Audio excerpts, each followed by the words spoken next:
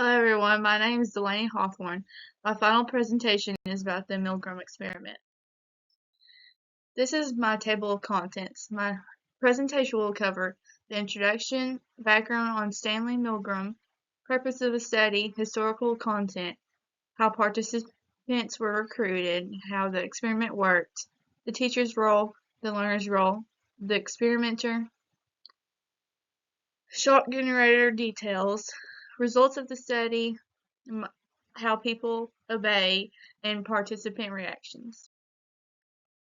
The Milgram experiment was created in the 1960s to study obedience. The main idea was to see how far ordinary people would go when someone in authority told them to do something, even if it seemed wrong. The experiment became famous because of how extreme the results are. When was it created was the main idea, and why did the experiment become famous? Where did Stanley Milgram work? What was he curious about, and where did his interest come from? Stanley Milgram was a social psychologist who worked at Yale University. He was curious about human behavior and especially why people follow orders.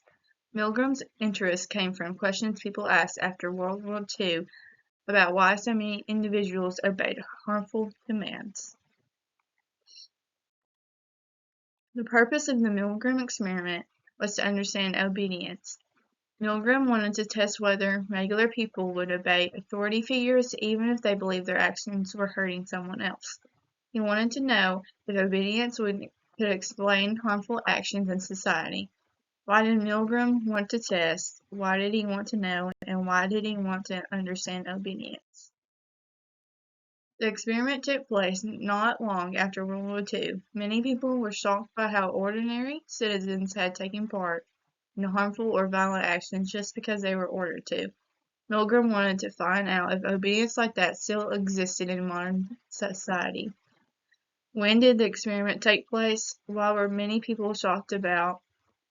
What did Milgram want to find out?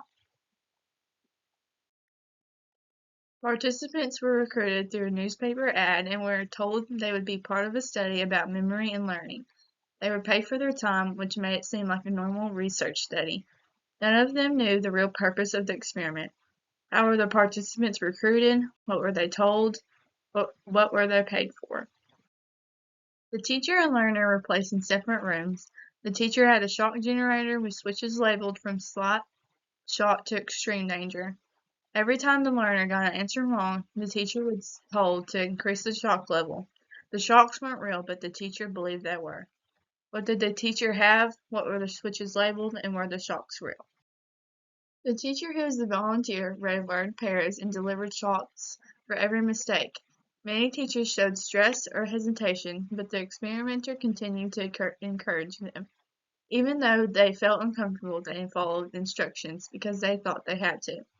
What did many teachers show? What did the experiment continue to do? And did they feel uncomfortable? The experimenter wore a lab coat and acted very serious to appear like a real authority figure. He used phrases like, "The experiment requires that you continue to pressure the teacher." He didn't yell, but he used calm and firm commands to make the teacher feel like they had no choice.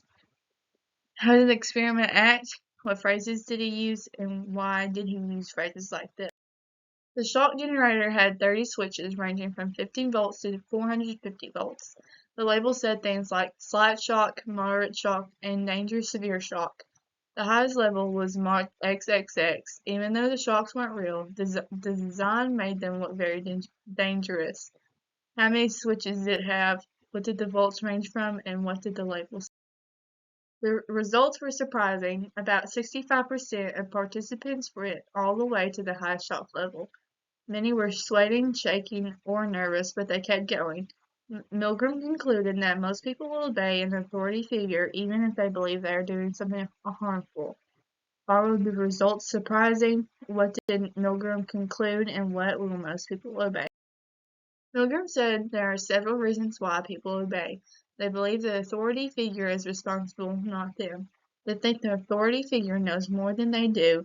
They also don't want to cause conflict or look disobedient. These reasons can lead people to follow orders without thinking. What do milligrams say?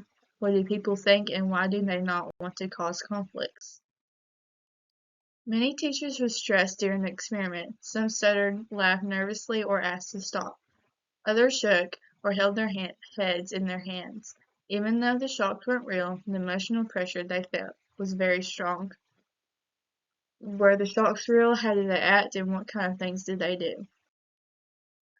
The Milgram experiment is considered unethical today. The participants were lied to about the purpose of the study. They believed they were hurting someone, which caused emotional distress. Today, psychology has strict rules. Researchers must get informed consent and must not cause harm to participants. What were the participants lied to about? What did they believe, and what did the study lead to? To conclude, the Milgram experiment teaches us how powerful authority can be. It shows that many people obey instructions even when they feel they are doing something wrong. The study also led to important changes in how research is done today. Thank you for listening. Now I will show my references. What does the experiment teach us? What does it show, and what did it lead to? These are the sources I used for my project.